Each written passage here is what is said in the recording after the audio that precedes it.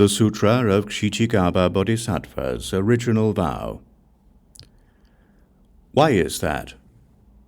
Killing, harming, and making sacrifices are not the least bit helpful to the deceased. Such acts only bind up the conditions of offences, so that they grow ever more deep and heavy. The deceased might have been due to increase his potential for sagehood, or gain birth among humans or gods in his next life or in the future. But when his family commits offences in his name, he will resent the disasters he inherits, and his good rebirth will be delayed. How much more would that be the case for people on the verge of death, who during their lives had planted few good roots? Each offender has to undergo the bad destinies according to his own karma. How could anyone bear to have relatives add to that karma?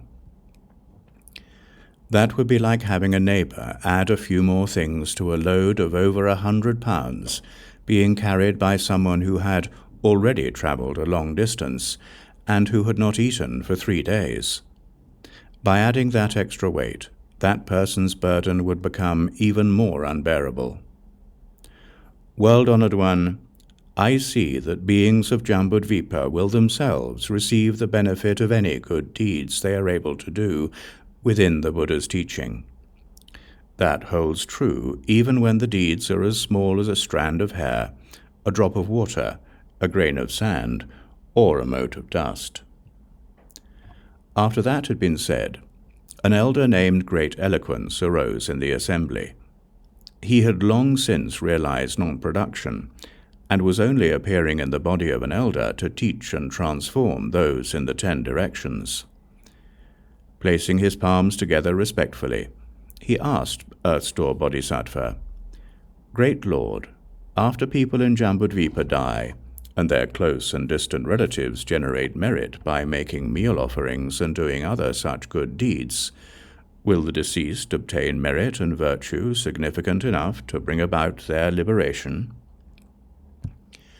Earth Store replied, "Elder, based on the awesome power of the Buddhas, I will now proclaim this principle for the sake of beings of the present and future. Elder, if beings of the present and future, when on the verge of dying, hear the name of one Buddha, one Bodhisattva, or one Pratyeka Buddha, they will attain liberation whether they have offences or not. When men or women laden with offences who failed to plant good causes die, even they can receive 1/7 of any merit dedicated to them by relatives who do good deeds on their behalf. The other 6/7 of that merit will return to the living relatives who did the good deeds.